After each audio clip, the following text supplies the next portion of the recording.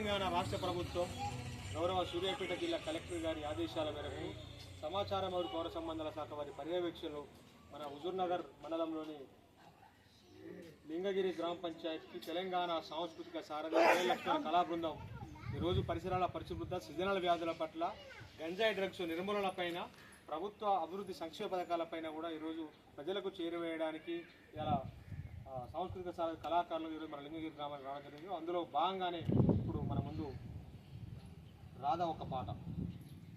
ఇంటి చుట్టుపక్కల చెత్త చెదారము, ఈగలకు దోమలకు పక్క నివాసము.